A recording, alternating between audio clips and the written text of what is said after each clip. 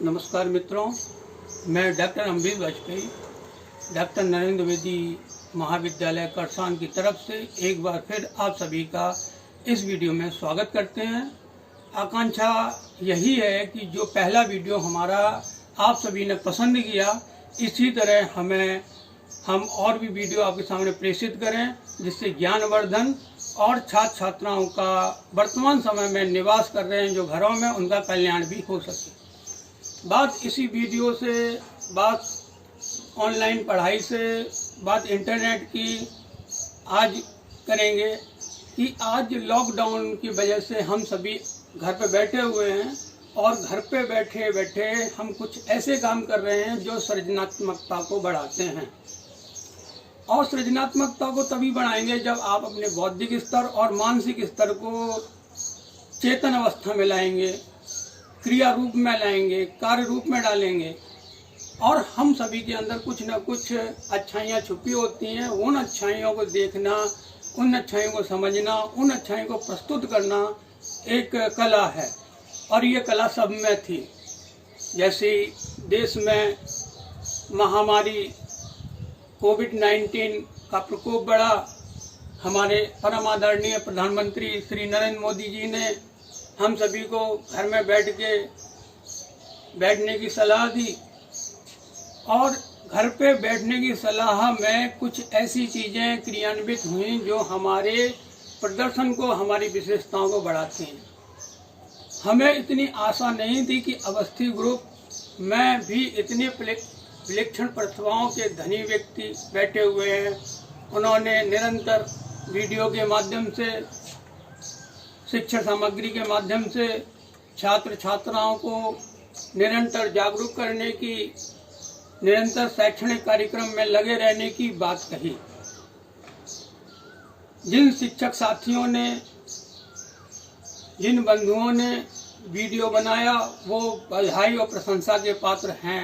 साथ में हम उनको भी शुक्रिया कहना चाहते हैं, उनका भी धन्यवाद देना चाहते हैं जिन्होंने कुछ पर्चों के माध्यम से, कुछ पेपरों के माध्यम से ज्ञानवर्धक चीज़ें इस ग्रुप को मैं प्रेषित की। तो कहने का मतलब यह है कि क्रिया करके सीखना एक कला है और वो कला आपके ज्ञान का संवर्धन करती है, आपके ज्ञान का विकास करती है। तो आज हम क्रिया करके सीखना पर ही बात करेंगे।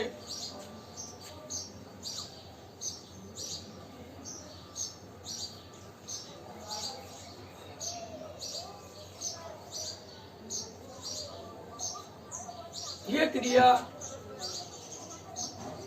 छात्र छात्राएं या कोई भी कहते हैं कि एक रस्सी भी अगर निरंतर गति से एक पत्थर के ऊपर रगड़ी जाए तो उस पर भी निशान अंकित हो जाते हैं। एक जड़ मूर्ख व्यक्ति भी निरंतर कार्य करता है तो वो भी एक दिन परिपक्व बन जाता है। तो हमें कुछ ना कुछ क्रियाएं करते रहनी चाहिए। कुछ क्रियाएं नकारात्मकता की ओर जाती हैं तो कुछ क्रियाएं सकारात्मकता की ओर जाती हैं। और जो क्रियाएं सकारात्मकता की ओर जाती हैं वही हमारे विकास के पथ को प्रदर्शित करती हैं। और ये सकारात्मक क्रियाएं आज हम सभी लोग कर रहे हैं, प्रयास कर रहे हैं कि कुछ ऐसी चीज़ों को प्रस्तुत किया जाए जिससे हमारे छात्र छात्राओं का कल्याण हो और उनका भविष्य सुरक्षित हो सके। क्रिया करने की शक्ति, कहने का मतलब ये है क्रिया करना। कोई भी क्रिया करते हैं वो क्रिया आपके मस्तिष्क से, आपके हृदय से होकर गुजरती है।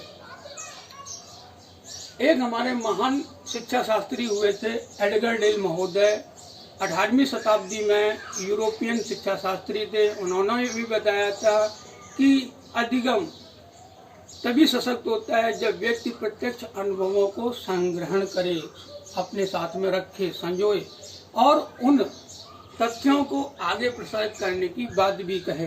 तो क्रिया के लिए, काम के लिए उन्होंने एक शंकु का निर्माण किया। उन्होंने बताया कि जब छात्र विद्यालय में आता है तो वो शून्य के समान होता है। जब छात्र विद्यालय में आता है तो उसकी बुद्धि शून्य के समान होती है और उस बुद्धि पर शिक्षक और शिक्षिकाओं के प्रहार की वजह से उसकी बुद्धि का निरंतर विकास होता रहता है।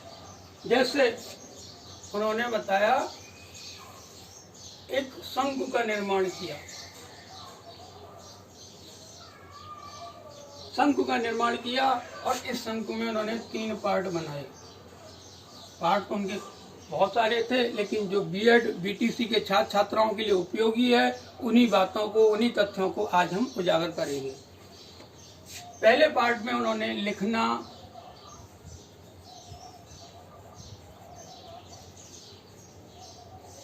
पढ़ना और सुनने की बात कही।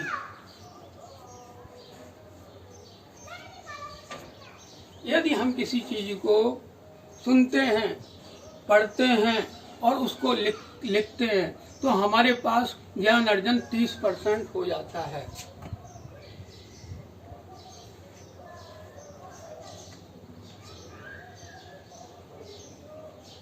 यह फर्स्ट पार्ट था। सेकंड पार्ट में उन्होंने प्रयोगात्मक विधि के बारे में बताया कि प्रयोग करके हम ज्ञान अर्जन कर सकते हैं और उस ज्ञान अर्जन करने से हमें 50% ज्ञान का अर्जन होता है। इसके बाद अगर 50% से ज़्यादा आपको ज्ञान लेना है तो आप क्या करेंगे, वास्तविक अध्ययन की ओर जाएंगे, वास्तविकता की ओर जाएंगे, वास्तविकता की ओर जाएंगे। वास्तविकता का मतलब प्रत्यक्ष अनुभवों की तरफ जाएंगे। यदि हम इतिहास विषय का अध्ययन कर रहे हैं और इतिहास विषय में यदि हम लाल किला या ताजमहल का अध्ययन कर रहे हैं तो छात्र छात्राओं को अगर उसके समीप ले गए और उनको वहीं पे ताजमहल या लाल किला के बारे में बताएंगे तो क्या है, ये प्रत्यक्ष अनुभव है। छात्र छात्राएं इसको आसानी से ग्रहण कर सकते हैं और ये ज्ञान उनके लिए दीर्घकालीन बनेगा, निरंतर बना रहेगा और ये उनके लिए उपयोगी भी होगा। अब तीसरे की कर रहे हैं, अगर हमें 50+ चाहिए तो क्या है, अभिनय।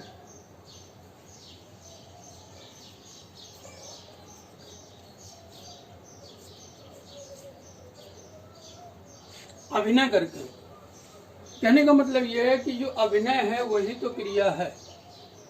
आज हम अभिनय करके, आज हम किसी ज्ञान या किसी प्रकरण को लेके छात्रों तक पहुंच रहे हैं, ज्ञान संप्रेषण कर रहे हैं, तो क्या कर रहे हैं, हम लोग अभिनय कर रहे हैं। अभिनय ही क्रिया है। कहने का मतलब ये, क्रिया करके अगर हम कुछ ज्ञान का अर्जन करते हैं तो वो ज्ञान हमारे लिए स्थायी होता है, दीर्घकालिक होता है, उपयोगी होता है। और इससे जो छात्र छात्राओं को फायदा क्या है, छात्र छात्राओं को फायदा, ये ज्ञान स्थायी ज्ञान के रूप में प्रयोग किया जाता है। इससे छात्र के अंदर अनुशासन की भावना बढ़ती है, इससे वह डिसीजन ले सकता है, निर्णय लेने की शक्ति बढ़ती है, इससे सहयोग की भावना का विकास होता है। कहने का मतलब ये है कि यदि कोई छात्र या छात्रा क्रिया करके सीख रहा है तो वो ज्ञान उपयोगी है। आज के लिए इतना ही। धन्यवाद। नमस्कार।